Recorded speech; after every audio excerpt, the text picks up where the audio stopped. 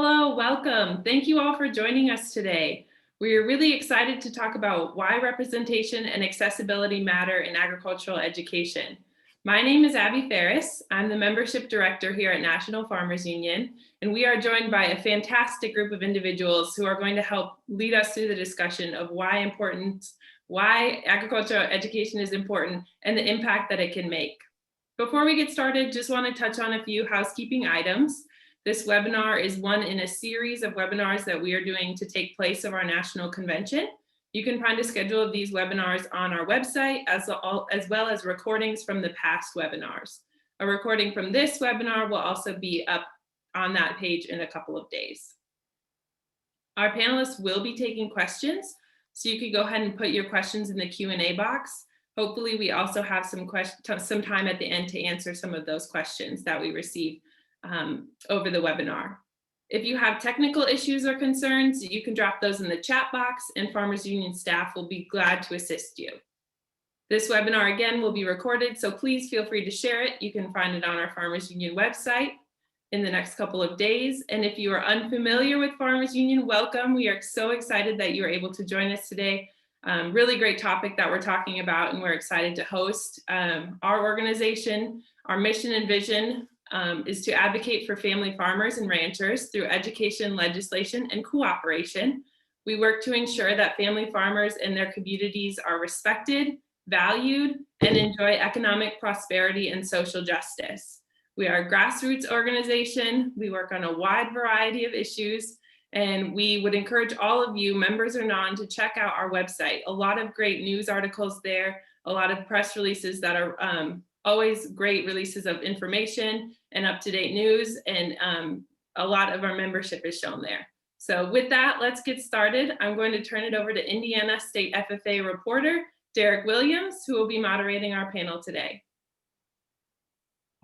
Awesome. Thanks, Abby. Again, I am Derek Williams, the Indiana FFA state reporter. FFA, which formerly was known as the Future Farmers of America, is a youth organization for young leaders in agriculture. As a state officer, I have the privilege of moving around the state of Indiana to promote agricultural education and then grow the leadership of our young people here in the state. So that's kind of why I get the privilege of moderating this webinar, why representation and accessibility matter in agricultural education.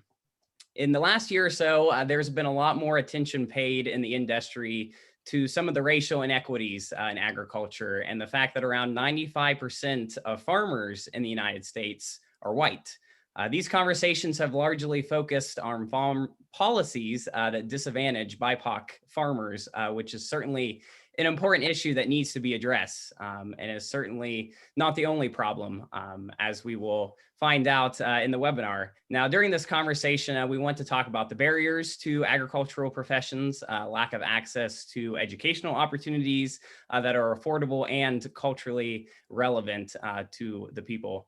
Unfortunately, Kelsey Duchenal from Project Help could not join us. Unfortunately, a personal emergency came up and she won't be able to join us, but we still have 4 really amazing panelists here to share some of their awesome experiences and the work that they're doing in their organizations. So I won't spend too much talking about myself in the webinar and kind of let them share more about themselves, starting with Nathan with the Agriculture and Land-Based Training Association. Great. Yeah. Well, so I'm the program director at the Agriculture and Land-Based Training Association, or ALBA, which means dawn in Spanish, which is very fitting. I've been there for 12 years. And to kind of sum up what our organization does, we have a 100-acre training facility, and the land has a history going back to the 70s of helping farm workers improve their lives through starting their own independent farming operations. And ALBA was founded in 2001, but the programming has been pretty consistent since the 90s. It's got 2 parts to it. The first of which is a class that we offer. And more than 2/3 of the folks coming in are immigrant farm workers. We train on a whole range of topics to prepare people to start their own farms or get a better job in the ag industry. And then graduates of that can go on and lease land on our training facility So we have 90 acres for that. And that's a 4-year process where everyone starts off small and can gradually increase in acreage. And we offer some subsidies and really reduce the risks and barriers in getting started. So that's what we do. Awesome. Thanks, Nathan. And then Aaron, would you like to introduce yourself as well? Hi, everyone. I am actually the Spanish interpreter for the PEPA program at Alba. What I do is I come in, when we were doing in person, I will come in every day and interpret the classes live. Now that we are going via Zoom, we do everything online. And we try to make all the content available for them bilingually if possible. Awesome. And then Dr. Elizabeth Miles. Thank you, Derek. Good afternoon, everyone. Just want to thank the National Farmers Union Committee members for this exciting and enriching experience to be a panelist, and also to Billy Mitchell. I am Dr. Elizabeth Miles, bringing you greetings from Alcorn State University, 1890 land grant institution, where I have over 2 decades of experience in the area of agriculture. I grew up on the farm in Patterson, Mississippi. Alcorn State University is in Mississippi. Grew up on a family farm. Still have those family farm roots still there with my family. Like I said, I've been doing agriculture for 22 years. I'm currently the associate director for the Mississippi Small Farm and Agribusiness Center at Alcorn State University, where we work with small, social disadvantaged, limited farmers in Mississippi and across state lines. I'm also a project director for the New Beginning Farmers and Ranchers Development Program, where we have a 3-year grant working with farmers throughout the state of Mississippi. And that's about all I have. Awesome. Thank you. And then last, but certainly not least, Randy. Hi, how's everybody doing? I'm super happy to be here. Thank you for inviting me. I'm always happy to be here to speak on behalf of our community and just speak up for farmers and be involved in this whole culture and lifestyle. It's a really important conversation. I am the founder, executive director, managing member, and many other hats, literally and figuratively, for Compton Cowboys. We are a collective of friends, lifelong friends from Richland Farms here in Compton, California, which is the original town of Compton. And we run a ranch here where we are by promoting the equestrian and ranching and farming lifestyle. We run youth programs, everything from after school mentorship and career training and all that kind of stuff. And then we also, run our business, our Compton Cowboys enterprise, that helps us just tackle all of like popular culture by just like introducing this whole equestrian farming lifestyle, bringing it kind of modern and current and cool. We use that as an engine to like educate, and then get the youth really inspired about this lifestyle, and then bring them back to our ranch here, and then just educate and provide opportunities and stuff like that. So yeah, it's really cool.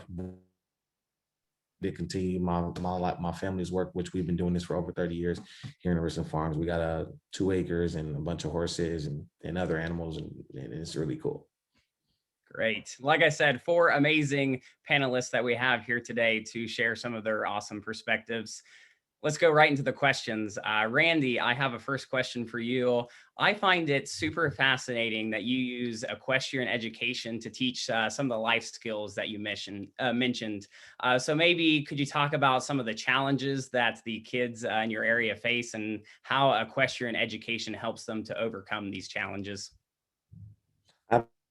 Well, yeah, most of the challenges from our personal experience and just from what I personally have went through, and also what I witness in the kids now in this generation, is just having those fundamental life skills that help you kind of just navigate through life. So just understanding the idea of, having to be responsible, like having responsibility for, being able to care about something outside of yourself, how to communicate effectively, especially nonverbal communication, having an appreciation for all things living and nature and the environment and those kind of things like that.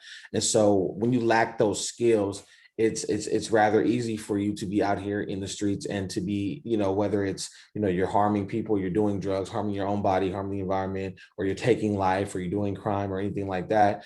Those kind of skills, like having the appreciation for life, having the appreciation for human,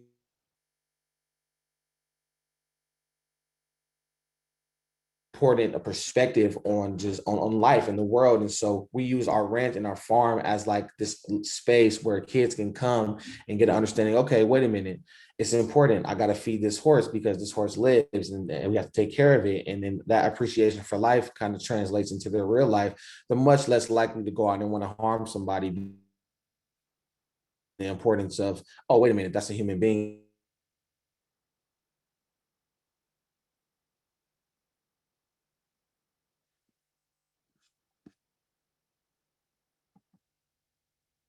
Animals, that translates to like, oh, maybe I have to be responsible at home. I got to be responsible for in school. I got to be responsible in the family unit. So all of those things are what we're doing down here and using our farm, just basically tackle those fundamental life skills that a lot of inner city and underserved kids really lack coming up in our environment. That's amazing. As far as the horses go, especially maybe for inner city kids who don't have a lot of experiences with animals, what kind of connections do you see those kids forming with the horses? Oh, the horses that the horses are the magic, are just that is the heart and soul of everything that we do, because the horse, it has such a draw on the kids.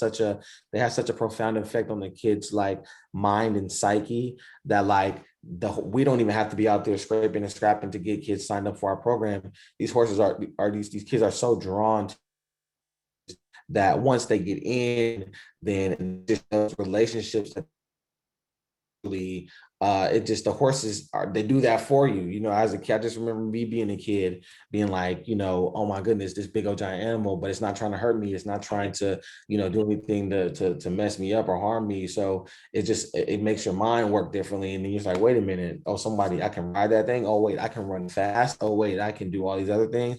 And it's just such a great experience. And they definitely form those bonds really early, and they come on really strong, and then that kind of translates over to other things, whether like we're starting a garden, they're starting to see plants grow out the ground and help be able to do that. And they just starting to love just the environment and nature. And what our biggest problem is that the kids that come, they hardly ever want to leave, like, you know, so they don't ever want to go home, where the parents have to be like, yo, it's time to go. And they're like, oh man. So it's a great thing. It's really doing great work in the community here. That's amazing. Really love that. Now, kind of a question for the other panelists, Nathan, Aaron, and then Dr. Miles. What are some of the skills that your students are learning, and maybe what's some kind of the professional opportunities that this opens up for them? Okay, I go first. Thank you so much, Derek, again. At Alcorn State University, our students, we get a lot of practical skills that prepare them for careers in agriculture and prepare them for graduate school and our professional school. Also, they do information research training. They get that hands-on learning experience working with other faculty and staff at Alcorn State University. They may do things like animal husbandry or plant biotechnology. And also our students get a chance to do internships across the summer, working with Mr. Michael Trustclair. He's our United States Department of Agriculture liaison, and he connects our students to global internships for our students, preparing them for that next level of professionalism as it comes to agriculture. Also, Alcorn State has a strong agriculture alumni that is actively involved with our students now and actively involved in corporate America. So they kind of reach back out to our students, undergraduate student, graduate student, kind of link with them to help move them to the next dimension in their career. Also, our students, they participate in MANRS, which is the minorities in agricultural, natural resources, and related sciences. They get a chance to be exposed to the latest research at other travel and get exposure. And also we have an outstanding curriculum also for our students that can help advance them to the 21st century of choices of career. And I did something a little bit unique, Derek. I also talked about Alcorn State University, but I reached out to my other colleagues, like at Southern University, which is 1890, Dr. Anderson. I talked to her, Dr. Anderson Hodges. I talked to Tuskegee University, Dr. Barrett Baum, and also I talked to Alabama A&M, Dr. Amitra Davis. And we kind of had some of the same things, having those students engage in internships. Dr. Hodges talked about giving those kids those soft skills they need that Randy kind of talked about, critical thinking and problem solving, hands-on experience, some of the common things. And what I liked about what they do at Alabama A&M, with Dr. Davis, she talked about how the students get that hands-on experience. Like in the summertime, they go to the Florida post-harvest horticulture tour, where the students are engaged in produce safety up close. And they also have their students to engage in the Produce Safety Alliance training and become trainers in the area also, the graduate students. And also they go on to do wonderful and great things in the field of agriculture. And also, Dr. Vaughn kind of talked about training their students to become agricultural professionals. It's all about agriculture, getting that training, get that hands-on, and how they have their students to actually go to food agriculture production processing facilities, distribution centers, to be able to get that real world experience as well. So just getting the students out there involved, engaged, getting them involved in the latest research, and just getting that exposure for our students has been a great access to Alcorn State University and other 1890 land grant institutions across the world.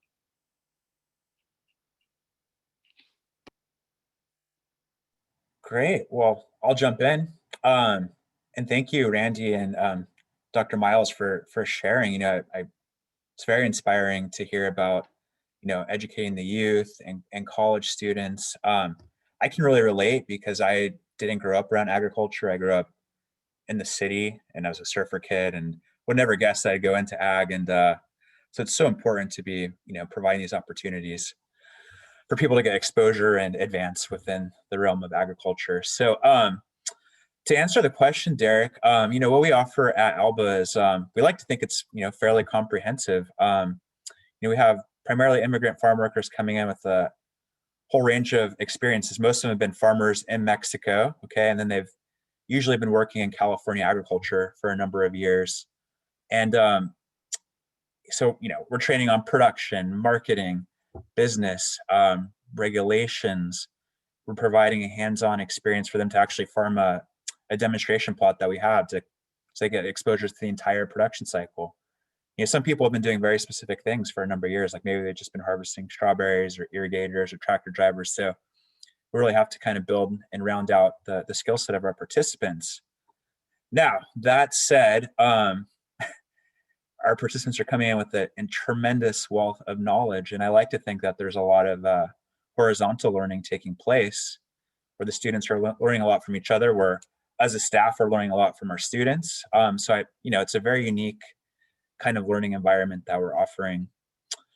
And then after the class, it's really about, a lot of folks want to move on to our incubator and lease the land and get started with their own operations. So that's one direction that people can go in. And once they get into the incubator, again, we have staff support that are coaching them. We have partners that are coming in to, work with them on financing, accessing land outside of ALBA, one-on-one business coaching, irrigation, nutrient management too.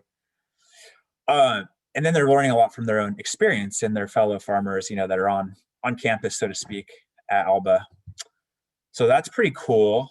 And, what we're also finding is that obviously not everyone's going to become a farmer at the end of the day. Farming is much more than a clock in, clock out kind of job. And you have to kind of go all in, and your family usually has to go all in to kind of get the thing started, right? And so not everyone's going to go on to farm, but what we do find is that people go back into the ag industry and they're leveraging their skills and experience from ALBA to obtain a better job. And something that I'm passionate about in our particular community that we're serving is, we have a lot of first generation Americans, kids that were, the children of farm workers. And I love helping open their eyes, because a lot of times, their parents are like, hey, I came here and worked hard so that you guys don't have to work in agriculture. But hey, we're in a almost $5 billion a year ag industry in Monterey County, and the jobs are limitless. I mean, food safety, diesel mechanics, ranch manager, ranch supervisor.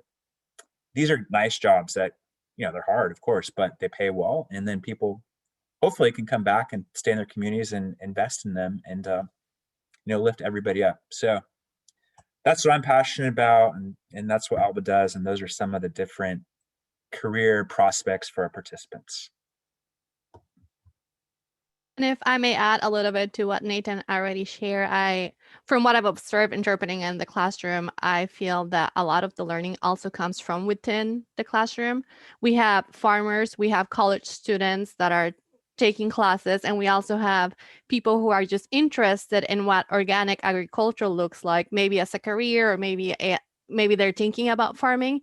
But each group of those students brings their own knowledge and they share, and it creates this really interesting dynamic where our students are teaching each other and we're just sitting there learning from them and with them. Additionally to everything that Nathan already said, that our students are learning, we have people like Nathan mentioned who have been employees most of their lives. They're being farm workers and they're starting their own business. So this idea of I'm not longer an employee, now I'm in charge, it's my responsibility. I need to know how to do my taxes, how to pay my employees, what payroll rules and litigation or what legal components are behind me being my own boss and running a business. They need to learn accounting, and they also need to learn how to make use of the skills that they already had in a new environment. They're no longer in a farm in Mexico, they're running a business in Monterey County in this case, and there's a few differences that they need to learn with. And then of course there's also the language barrier. And one of the things that I've seen that Alva does for the students is that it's a great opportunity for networking. Before they leave the classroom, they make connections with everyone in the industry that they potentially could need to talk to or make business with in the future. That's awesome. I don't know how anyone else feels, but I am inspired just listening to the work and the mission of all these organizations. And I think during times like this, even in the pandemic, that it can get easy to think that people aren't able to still accomplish what's going on here today. And that's, I think, another important part of this webinar is to share the inspiring stories of people like yourselves working to help grow people's access to ag education opportunities. So I think we can all appreciate everything the organizations represented here today are doing. Now I have a question coming back to Randy. Outside of the Compton Junior equestrians that you work with, what do ag education options look like for people in your communities? Are there options that are affordable, accessible, and maybe even culturally relevant to the kids that you're working with? Yes, so actually, most of the opportunities in our community are being provided by, most of the educational opportunities in our community are being provided by community organizations like mine and ours and others. I don't really see much of it in the schools, and that's kind of the issue that we are addressing. You know, we go down to, I personally have gone down to the city council hearings and spoke about the importance of agriculture education and supporting the agricultural neighborhoods and all of the things that are related to that. Yeah, there's organizations. There's a great organization called Moonwater Farms that is right around the corner on the next street over, and her whole operation is all about just straight up agriculture, farming plants and growing produce and being able to be like farm to table kind of operation, teaching kids all about start to finish on that process, and they love it. And her farm is all about that. There's another organization called Connecting Compton that is down the street from ours that is more of the Mexican American community, teaching the kids, you know, coming up and living in the neighborhood about what they're doing about the equine and farming from their perspective, which is really interesting because a lot of their tactics and the way that their approach is from Mexico. And so they have a very specific style of the way they do things versus how we do things here, already being here, being from LA and being from the United States already. And so we kind of share our vibes in that kind of way. So, but mostly the Richland Farms community is doing a lot of that educational stuff from agriculture perspective on our own, just with what knowledge we do have. It's not really a formal capacity as far as like, you know, these curriculums that get you certifications and all this kind of stuff, but it's mostly just about learning the lifestyle, learning practice, important, like the best practices, learning how-to stuff, hands-on how-to stuff.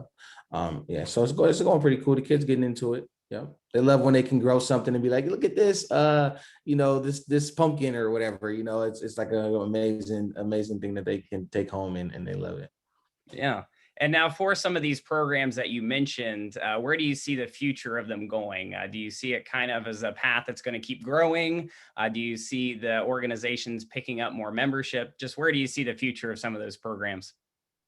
I definitely think all these programs have a really bright future, especially if we can get the educational infrastructure here with the school district to integrate the programs into their like curriculum and stuff. So we could be like one of my dreams would be like to be in a formal club, like a third party kind of like club that serves all of the, that serves our local elementary and middle and high school, where kids can come and get their credits for agricultural education here, or just be a part of the sports clubs that we have with equine athletics, or just anything related to that. And so I see because of the organizations that are here doing this work, and we are doing it at a really good pace.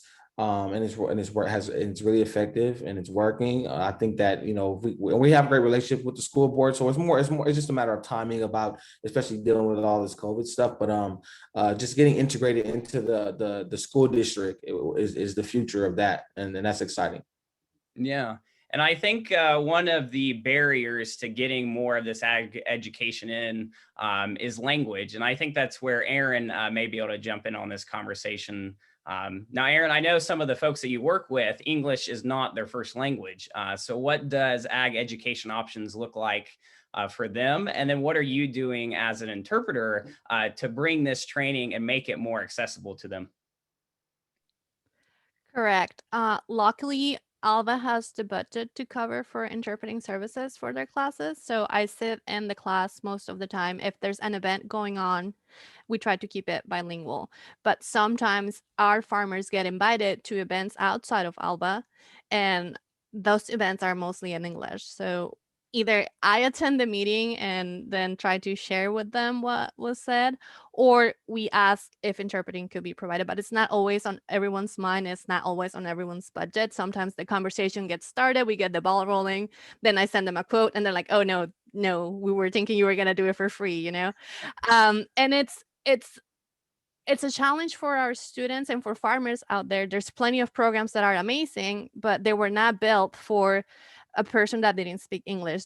Because most farmers are white, then that's what the program was built for. So I guess one of the challenges will be to have this understanding that there's other people out there in farming that also need access to that information, to that training, and to that education to be able to be a successful operation in the country.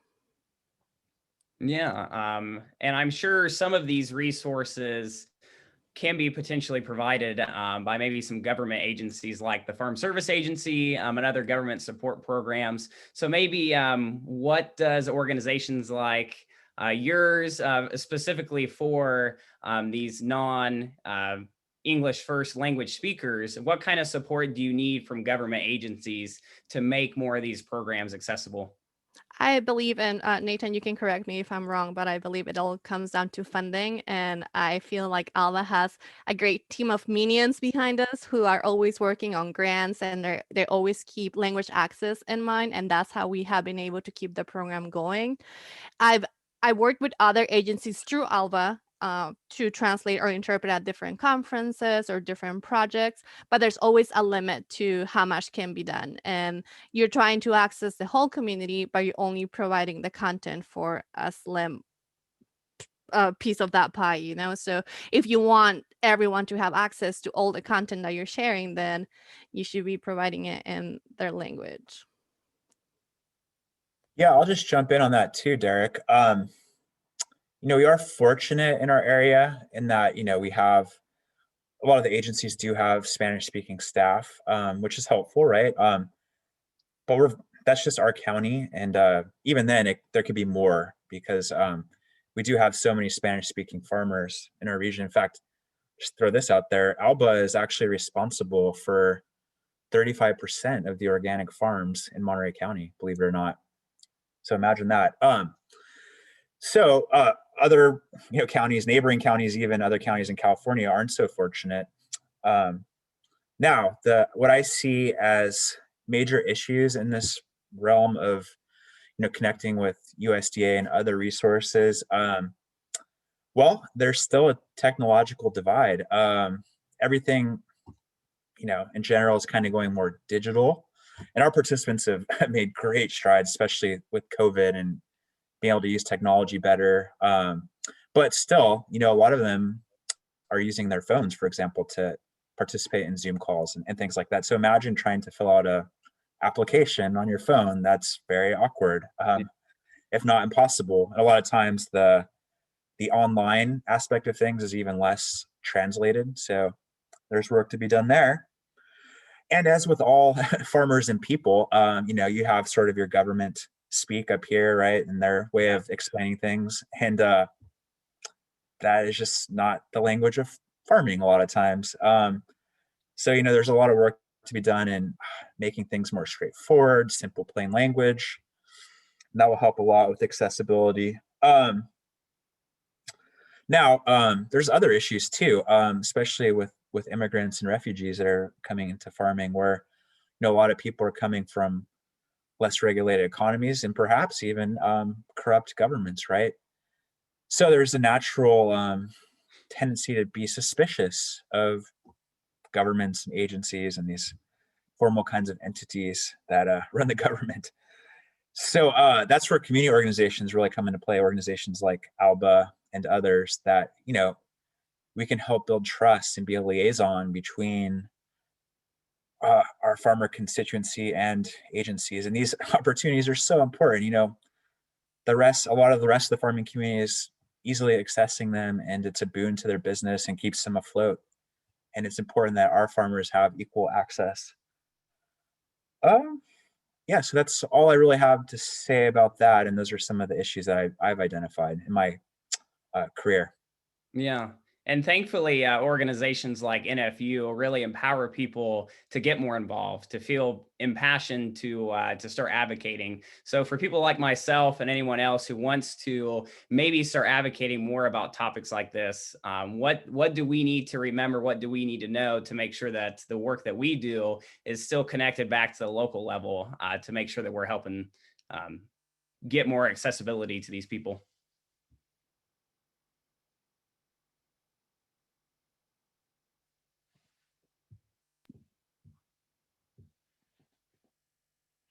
Okay, I jump right in. I work with small farmers here in Mississippi with the New Beginning Farmers and Ranchers program, and just working with farmers here, period, with USDA programs, just getting access to those programs, knowing what programs are available to them.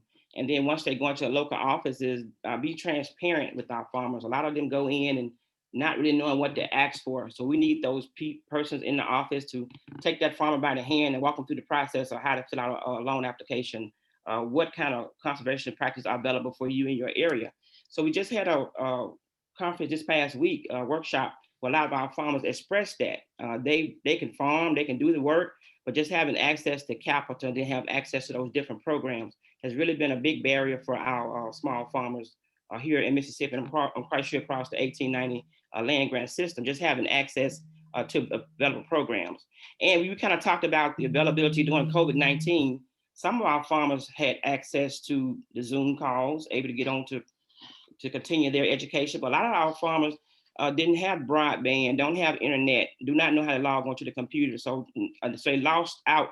And I could use a prime example. Our New Beginning Farmers and Ranchers, that first year, we had over 500 participants because we were doing face-to-face travel across the state of Mississippi, getting that hands-on in the trenches with the farmer. But that second year, COVID hit. So we had to immediately transfer to online Canvas classes for our small farmers and being able to help them do business plans, virtually. And a lot of our farmers fell off. It went from like 500 to maybe like 200. So we were like, what's really going on? So a lot of them said they didn't have access to internet. They missed the face-to-face. They just weren't going to participate because just face-to-face just was not them. And so that's been a lot of the barriers for our farmers, just having access and then available to technology. And that's been a very, very big barrier since COVID-19 hit. Yeah, and I think it's important, like institutions like Alcorn University really stepping up to fill some of that technological divide that's happening. And I think that can lead into an important discussion about the role of historically Black land grant universities. Now, a lot of agricultural spaces, like we mentioned, have been predominantly white, and that includes land grant universities. So maybe, Dr. Miles, could you speak about how these institutions haven't always helped Black students, and then where Alcorn University and other institutions like it are an important alternative?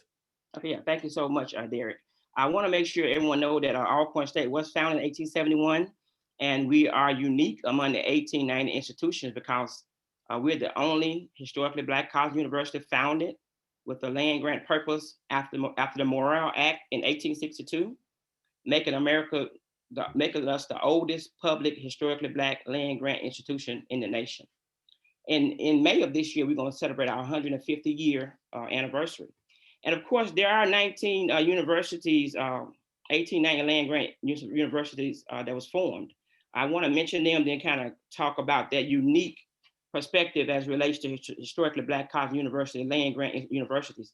We have Alabama A&M, we have Alcorn State University, we have Central State University, Delaware State University, Florida A&M University, Fort Valley State University, Kentucky State University, Langston University, Lincoln University, North Carolina A&T State University, Prairie View A&M University, South Carolina State University, Southern University Systems, Tennessee State University, Tuskegee University, University of Arkansas Pine Bluff, University of Maryland Eastern Shore, and Virginia State University, and also West Virginia State University.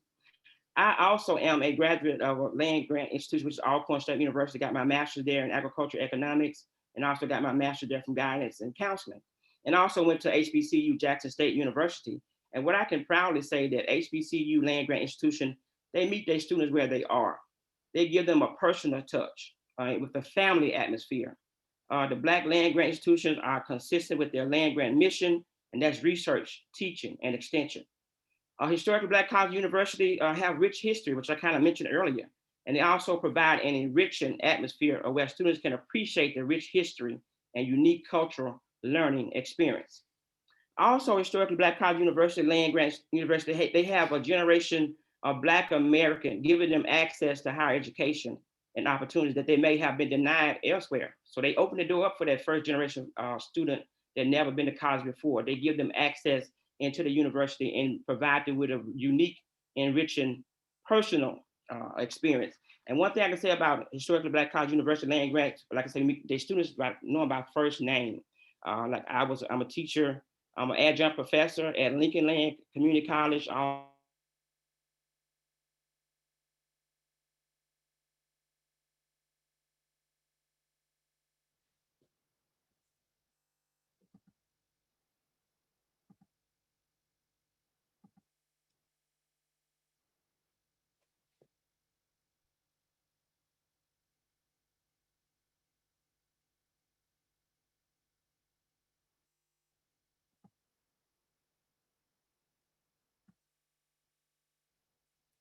Yeah, just assuming some technical difficulties, again, talking about some of that technological divide, we'll just kind of move on and hopefully allow Dr. Miles to then continue on with her conversation when she gets back connected. Now, kind of moving this conversation about education back to Randy, a lot of ag education programs have tried to improve diversity through their leadership. And again, you know, with some of this work being done, we haven't always seen success. So maybe from your perspective, what can these groups and programs be doing better to help reach out to students of different races, socioeconomic backgrounds, just making sure that we're getting them connected to these ag education opportunities? Yeah, well, to me, I think that a lot of that disconnect probably has to do with the fact that many Black communities in the United States are growing up in inner city and urban environments, and they don't really have that. They're not really inclined towards that agricultural, farming, ranching kind of lifestyle, and just in those careers that are related to that. So I think it's important to just basically, it's important to have proactive outreach towards the inner city, and also have have some sort of programming or ideas about how they can include agricultural stuff in the inner city environment. And, you know, that's kind of stuff is important because you have to speak the language of the people. We're talking about those language divides, right? Like, you know, maybe involving programming about, okay, how to start an urban garden. You know, if all you have is a tiny little backyard with a porch, how do you plant stuff with just a few square feet and a porch, you know, and those kind of things? Or how do you work with animals maybe that are more like common to you, you know, and those kinds of things.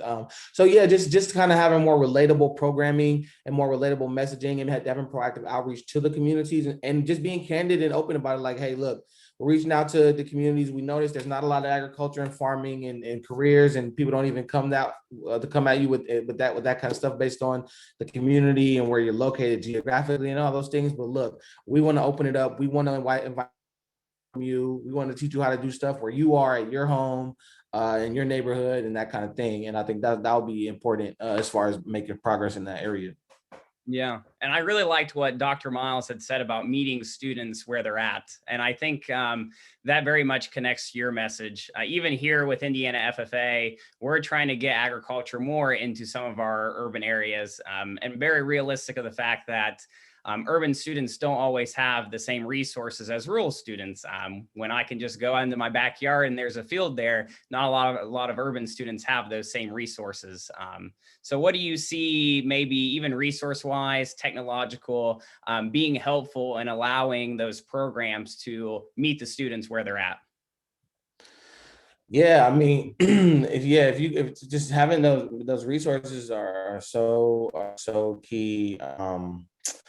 Yeah, I mean, you know, you gotta find a way to get to them. Like, you know, technology is a big block, but you know, the truth is a lot of these kids are on social media, you know, so finding a way to be innovative about how you approach your messaging and your communication tactics. Like, you know, maybe, you know, getting with the modern vibes, the modern swag of like, yo, let's do dope promos on Instagram. Let's do cool content. And or that's like, maybe learn how to have these organizations learn how to use TikTok and Instagram and Twitter to like reach out to these kids. Maybe doing fun TikTok, to have some younger people in the organization that know how to do a cool TikTok about how to plant a flower real quick little dance, drop the seed in, pour some water, boom, boom, boom, fast forward, a little time lapse, and it grows. Like something that's fun and engaging to kind of get to and speak their, like you say, speaking their language, getting people getting to them where they at.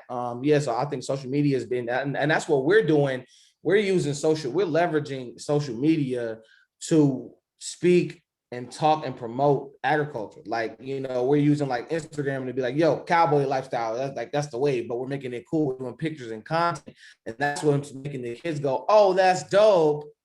We want to be involved, because I always tell people, like, the only way to get kids, especially when you're talking about underserved kids or kids in the neighborhoods and all these things, the only way to get them super excited about what you're doing is it has to be cool.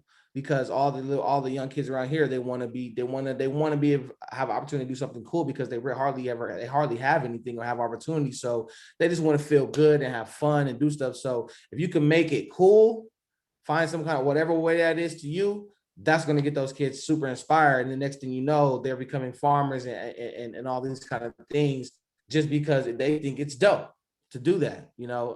And so that's what it's about. Yeah, I think we can all be supportive of seeing some more ag TikToks on our stream. And now kind of throwing over that social media question to Nathan and Aaron, maybe what are some ways that the people in your programs and your communities can use social media, just like Randy was talking about? If I may, Nathan. Well, I've been trying to convince Nathan to do a TikTok, but I'm not there yet. It's gonna take a lot more meetings for me to get him to sing or dance. But we recently did a virtual tour of our farm, and Manny, one of our coworkers, did the 20-second hand washing period, and that was 20 seconds of that air. So he started singing. He was singing the quadratic formula.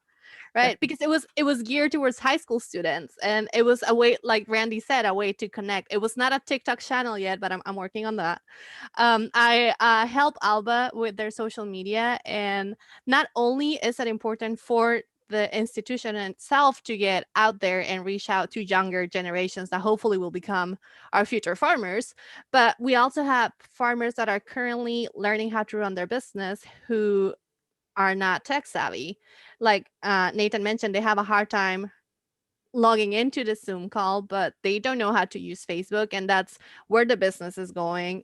They have no idea how to use Instagram, or they're learning how to incorporate all these social media outlets into the daily day of a business, and that's where business is at right now. Social media, it's in everyone's or almost everyone's life. Nathan, any comments on the potential TikTok that we might see? It's just so hard. I have 2 left feet, so I can't dance, and I definitely can't sing. But yeah, it's been pretty amazing to see just, our participants adapt to technology. They're all using Zoom. Our class, everyone is in the Google Classroom. We're using new tools all the time, the new apps, and they get integrated into our programming. And it's not because people can't do it. It's just they haven't had a chance to try. And yeah, I've been blown away. I mean, Erin's helping lots of our farmers develop logos and social media presence. And it's just amazing to see. Yeah, I'm really proud of what our farmers have accomplished. And it's totally within their grasp to become masters of this technology and use it to empower themselves, their business, and bring in customers and make money, right? Yeah, that's awesome. Now we kind of left off talking about technology when we were in our discussion about the land grant universities. So Dr. Miles, it is great to have you back. Again, no worries about the technology. Even this far into the world of Zoom, I feel like we're all still learning how to best use some of this technology. So we would love to bring you back into the conversation talking about Alcorn State and some of the other historically Black land universities. Yeah, I apologize for that. We was talking about technology and it just went completely out. I'm like, oh, this is so embarrassing. But it's raining here, so I do apologize. But I was able to log back on. But I was just talking about that rich and unique one-on-one hands, experience that you get when you're at a historically Black college or land grant institution. Just giving that that personal touch to those students. And I mean, it doesn't get any better. I mean, because I enjoy what I do, meeting the student where they are, working with them, letting them be exposed to other research on the campus, working with other professors on campus, work with our extension agents at Alcorn State University. So it's a rewarding experience for our students, and not only for our students, our small farmers that we work with as well. Y'all talked about technology. Again, they did the Canvas class this summer. They had to readjust to the online learning. Also, I have over 15 years of marketing experience. I work with small farmers and them getting used to Facebook and Instagram and just posting their farm business out there.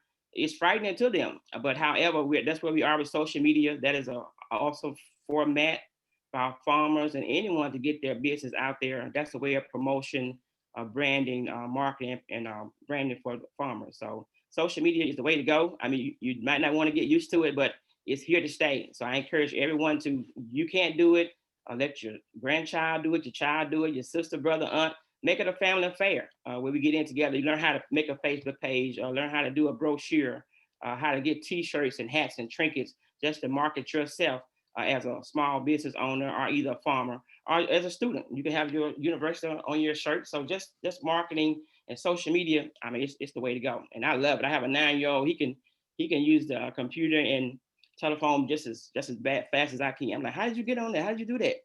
Well, Mama, you don't know, you old school. So just being able to do that, work with the kids and get the family involved, it's a win-win. It's a win-win. Yeah. And I really love this conversation we're having about technology, because I think technology through social media, phones, anything like that can be super important to further connect us to people who are interested in learning more about agriculture. And I think this can be a question for the whole group in regards to the pandemic. The pandemic has made us get a lot more tech savvy all around, even here doing this virtual webinar. So maybe for Alcorn State, through the equestrian and even Alba as well, what's some things technology-wise that we've learned from the pandemic that has helped us to connect more people, more students, just more people into ag education? Yes, working with Zoom has been a learning experience for myself. I had to learn Zoom inside and out. The Microsoft Teams, I had to learn how to do that, to have the meetings here and there. But one of the unique thing about Zoom and having your virtual meetings, you don't have to just capture Mississippi. It's worldwide. So once you put the article publication out there, you have other people come in from all over to join and make sure attendance and boost your attendance.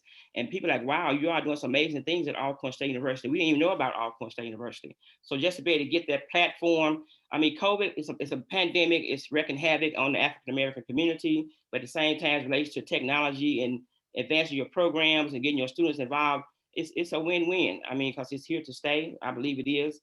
And it has been a tremendous opportunity for me to learn how to use Zoom as well as to teach it to others. So it's a great platform. We worked with it last year doing the farm business plans. We had evening sessions from 7 to 9. A lot of our farmers had gotten off the farm. They had come in for the day. So they enjoyed having that 7 o'clock p.m. on Thursday nights from 7 to 9. They actually sit down and learn about production and marketing and food safety and things it takes to grow and enhance their program. So they really enjoyed that. We have some great farmers here in Mississippi. I'm quite sure you all have some there. And just them learning and just want to be a part of it, that gives us motivation to continue what we're doing, even though we're in a pandemic. But you see those farmers motivated. You see those farmers getting those business plans, making money, advancing their farms, passing down generational wealth, being able to put money to local communities, buying from each other, buying from local farmers. A lot of our farmers had to do on-farm sales, where they drive through on the farm, they pick up their boxes, CSAs, community supported agriculture, pick up the boxes and keep on going. So it was a challenge for our farmers, but at the same time, those local farmers was able to increase their bottom line cost of COVID, because that buy local, buy fresh was a major movement for our small farmers. Yeah, I love that. I love to hear that. I love to hear how, in many ways, strangely, this health crisis has had the other effects of being good for bringing people together and making people learn things and getting people back rooted and understanding the important things in life and the simple things and the perspective. And actually been a good time for people to get reconnected with, wait a minute, I've been living my life doing all this, the simple things, the land, the air, the water, and all this stuff. So that's what I've learned in the pandemic, is that people are a lot more inclined to be interested in that stuff because they're feeling it in their own life. Like, it has become a thing, like, but then people are starting to really enjoy those simple things that you kind of take for granted living everyday life, especially when you are the city. And also the pandemic has taught me that it is a great time, as far as in business, to learn and produce content, because people are sitting around, they're on their phones, they don't know what to do, they just want to watch stuff. And so it's a great time to learn and make content, just to throw stuff out people can watch and spend time just maybe learning about something. And it doesn't have to be very hyper produced. It doesn't have to look like Hollywood's next big blockbuster film.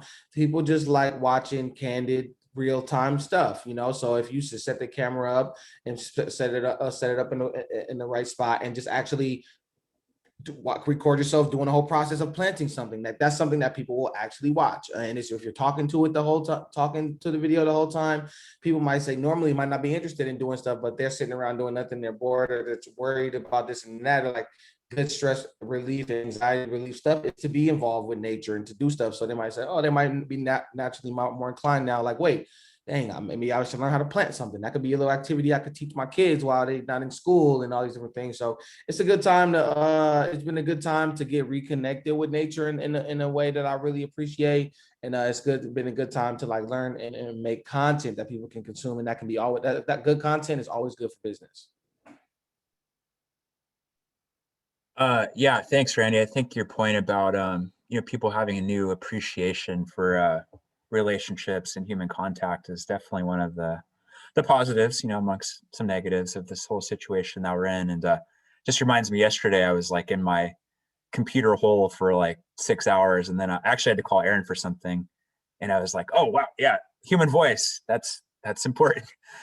So anyhow, yeah, going back and building off what Dr. Miles was talking about, we've been able to cast a much wider net, and we've had participants from Chile and other parts of California and other states in the US participating. So that's been really cool.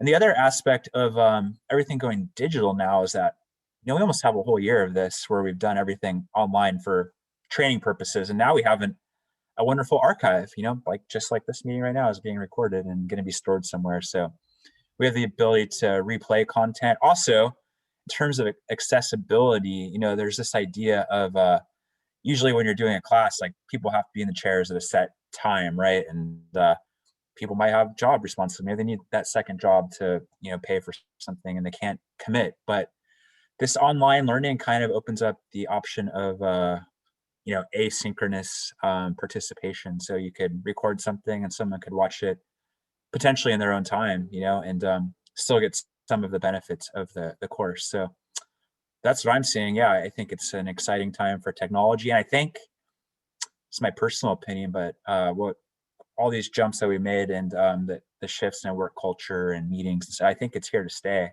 to some extent. There's a lot of convenience in just being able to do something from home. Yes, I feel like the pandemic, whenever someone asks me or they tell me I've been trying to learn Spanish for X amount of years and I can't, what do I do? I'm like, well, here, I'm gonna give you $5. I'm gonna drop you in the middle of Mexico City, and I bet you in a week, you'll at least get by. You're gonna get hungry, you're gonna need to use a restroom, you'll start practicing. And I feel like the pandemic did that to us. At Alba, we had been talking about the possibility of maybe using Zoom, maybe bringing people from other parts of the country to participate. And then from one week to the next, like we had a class on a Wednesday, and then by the next Wednesday, we're like, oh, everything is going digital. How are we going to get the farmers in? How are we going to make this happen? And it did. It took a couple weeks. Things have been getting better. We incorporated other things like the Google Classroom and other apps for students to participate, but we survived. And I to second what Nathan has said, I think we're thriving. Our students are just happy, and we're adding, like Randy has mentioned, other content, because our class has that component of having the hands-on practice on Saturday that was taken away. We can't have the farmers on the premises. We brought videos to where Manny goes around and talks to a different farmer, and it's bringing the experience to a Zoom call. And not only do we record the calls and students are able to watch them later, but some people you can see are sitting in their cars at the parking lot because they just left work. So if the class was in person, they would definitely have not been able to make that 20-minute or 40-minute drive to make it to class on time. Some people are sitting at home, they're making dinner, and they make our mouths water because you can see what they're cooking. But it just brings the classroom experience to where you need it at the time that you need it. Yeah, I definitely agree. I think the pandemic, how instantaneous it really did hit everyone. It really did feel like it just dropped us off and told us, well, now figure it out. And even here with FFA, with how much we are involved with youth, we had talked for years about potentially doing more things online through virtual. And then the pandemic really was kind of the kickstart. Well, now we kind of have to do it virtual. And I think there's a lot of great lessons that we've taken away moving on, where we're still going to use, even hopefully when the pandemic subsides, a lot of these virtual things that we picked up. So maybe for all the organizations represented here, what's like one lesson or one new thing that the organizations have learned that you are going to keep using past the pandemic to keep up this accessibility to ag education? Well, I dive in and say continue networking, partnerships. That has been the most a rewarding experience for Alcorn State University, and working with students and working with farmers. Just networking, partnerships, telling your story, getting yourself out there, moving yourself to the next level. And don't be afraid to learn new things, and don't be afraid to tell your story. I love to tell my story. Hey, I grew up on a farm. I'm gonna tell you about that. My father could not read nor write. I don't mind telling my story where I come from. And that's why he pushed us so hard to get an education. He hauled puff wood. He did things like that. So I tell my story, not ashamed of it. And now that I've, a first generation PhD for my family, and just stretch yourself out there. Don't be afraid. challenge yourself, take risk, but at the same time, have a passion for what you do, love what you do, and always try to leave a legacy and always try to help others. So that's what I live by. If I can help you, I'm not going to harm you. And that's why I love what I do, working with, again, the youth. Derek, you're doing a great job. I like your passion there. Keep doing what you're doing. And just being able to network and work with others. I mean, I can't say that and stress that enough. Partnership, partnership, and partnership. And you learn from each other. Yeah, definitely. I could second that. You, Dr. Ross, that networking piece, partnership is so important. For me, it's about making sure that we are trying to reach the youth in the community as early as possible, but before they're so far blown with all the other things that the world throws at them, then we need to be reaching them as early as possible because the kids are the future. And so future agriculture and be able to retain all of these culture and traditions and important lifestyles and important things that the agriculture offers to the world that most people just take for granted.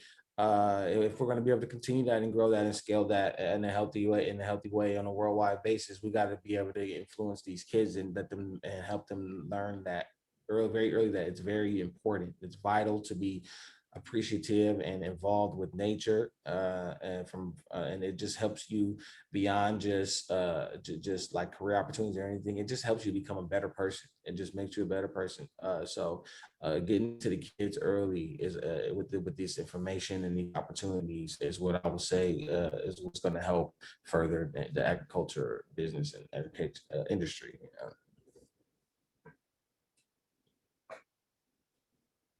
Yeah, I think Randy and Dr. Miles are spot on. It's really about technology aside, everything. It's about relationships and relationships with other farmers, finding mentors that you can call upon to ask questions. And for us, we have a lot of great resources right around us, and I feel like there's a tendency for farmers by nature are independent. They want to do it on their own, and really to thrive and succeed as a small farmer, you can't. You have to build up a support network, and you can't be shy. It's the squeaky wheel that gets the grease a lot of times, and I think people don't realize sometimes that there's resources around them, and it's those people's jobs to help you, and a lot of times it's your tax dollars are going to pay those people to help you.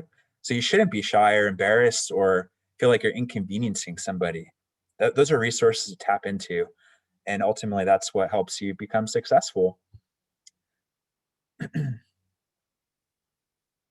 I believe the one thing that I've seen from our students is that they want to help each other. They're not competing against each other. Yes, they're going to be out in the same market. They're going to be trying to be selling to the same customers or the same wholesale companies, but they're there to help each other. One thing that we had to do was I had to start our Zoom meeting a half hour earlier so that people could talk, because they were having these conversations that were usually happening in person in the classroom that we no longer had. And because I was sitting there, I wasn't spying on them, right? But I was listening to their conversations. And then I will bring things back to Nathan and be like, you know what? I heard this. Our farmers are thinking this. They're talking about this. So they had this system of supporting each other, which will be greatly magnified if they knew what resources to go seek outside of their classroom. But there's already that desire to help each other. They don't see each other as competition. They just see each other as a team that's trying to be successful in an industry that's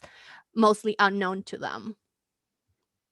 Yeah, and I think even the webinar that we're doing here today feeds into that lesson of let's work together to make sure that our students have the most resources possible. Because everyone here, even though you're from diverse organizations from across the country, I feel like we're all picking up different lessons that we can take back to our home territories to make our work even more efficient. So I'm glad that we can kind of practice that lesson in person. Now, Dr. Miles, I know one of the biggest things that the pandemic has affected is funding for our schools. And now with Black land-grant universities, I feel like underfunding has always been something present. So what can be done to help better allocate resources just to make sure that Black land-grant universities, whether here in the pandemic or just in the future, can continue to provide resources to Black students? Oh, I think we have you muted, Dr. Miles. Thank you. Thank you, Derek. Yes, no secret that historically Black college, university, land grant institutions are chronically underfunded. It's no secret. And I was just reading an article in the Houston Chronicle about a month ago, and it talked about HBCUs have 1/8 of the average size of endowments. Historically white college university in Texas, as an example, they have major funding versus peer review A&M and Texas Southern University.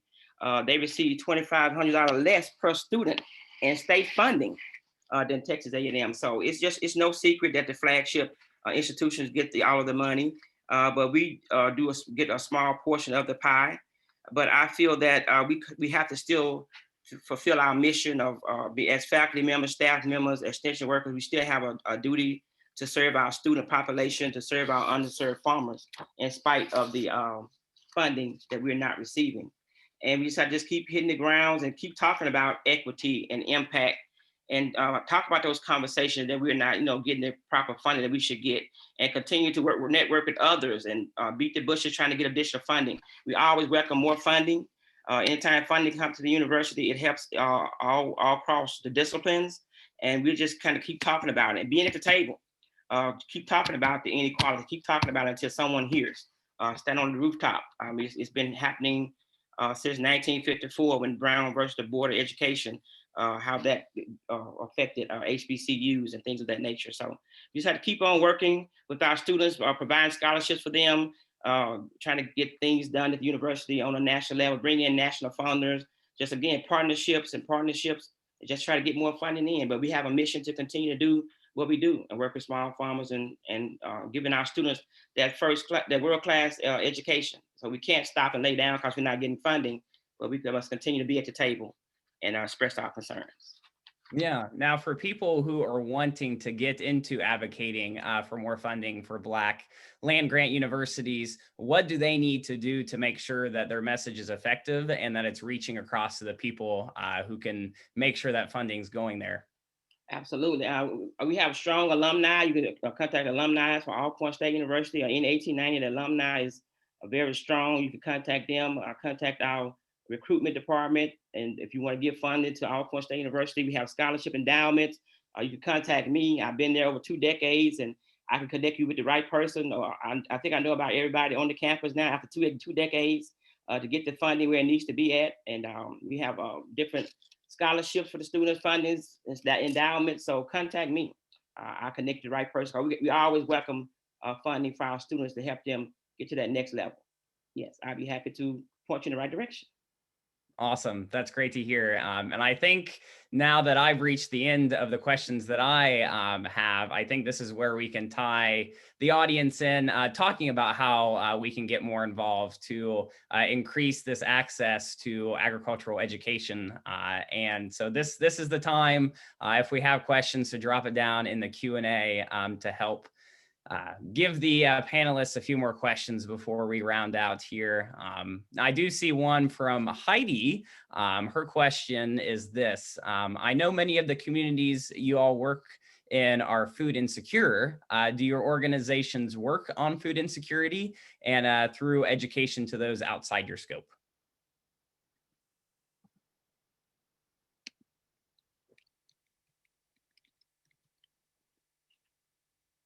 That can just be a general question for any of the organizations, and maybe if you're getting involved with the food insecurity side.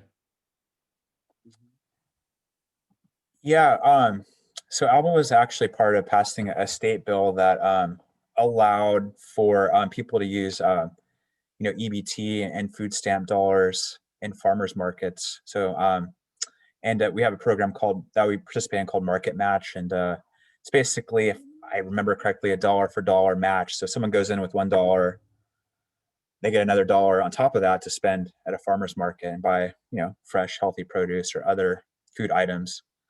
So there's that. And then in terms of, getting the food out into the community, organic food has this reputation of being inaccessible, it's more expensive, right?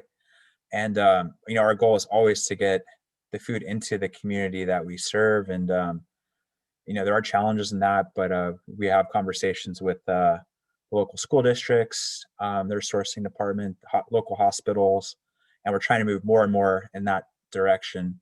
And we've had some cool advancements happen, in the last year. We actually had a neighbor of ours at Alba that runs a nursery operation, and she's a very kind owner and loves to invest in her employees and for primarily Mexican immigrants. And she actually set up a CSA box for them, sourcing produce from Alba, and with culturally appropriate crops too, which is really cool.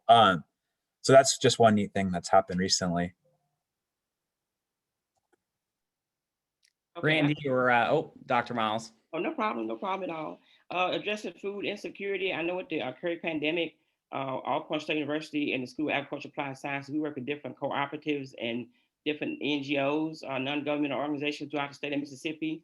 And I know one of our agencies, Mississippi Minority Farmers Alliance, they was able to work with faith-based organization, about 55 Black churches in their area, where they provided food to the local communities during this pandemic, and they're still doing it, giving out the food boxes to the local communities. I thought that was very, very wonderful, and they continue to do that. Also, we have food deserts here in Mississippi and our strike force counties, where we have poverty, food insecurities. So we look into that local farmer. It's been a lot of weight on the local farmer to try to get that address food insecurities with Mississippi. So our farmers, we have been calling on them, our faith-based organizations. I know that Mississippi Minority Farmers Alliance, they partner with Impalazola Produce in Memphis, Tennessee, with the produce company, distribution company, food hubs are reaching out to local communities, providing food to those local communities. So that's going to be forever here. Try to help one another with food, because food insecurities is alive and well. But our faith-based organization have stepped up to the plate to really try to help the local communities address the issue of food insecurity. Awesome. And then just to make sure we get all the panelists, Randy, would you like to add anything else onto that conversation topic?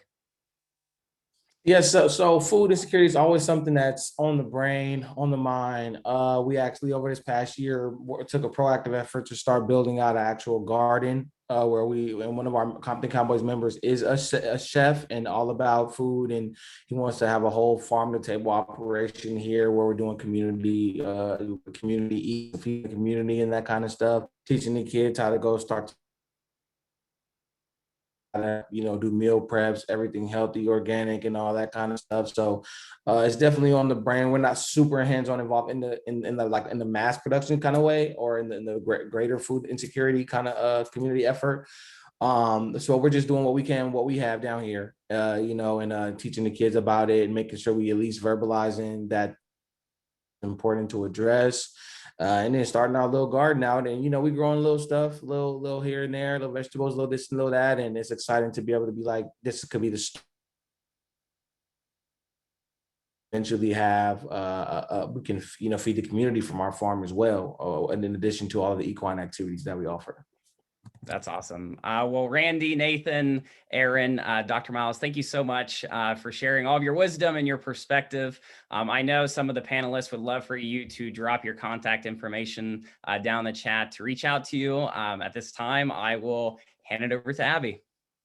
Wonderful. Thank you so much, panelists, for joining us today and sharing your experiences, your stories, phenomenal work that you guys are doing. And Derek, thank you. What an just awesome example of agriculture education and leadership coming full circle. So a couple of you, hopefully attendees, are going to continue with us here in the next 15 minutes. We have another webinar, but as we mentioned, this is a series of webinars. So we will have 2 more next week. At 2 p.m. we will have Come Let Us Reason Together, Stories of Farmers Union Conventions. And at 3:30 we will have Opportunities for Climate-Focused Economic Development in Rural America.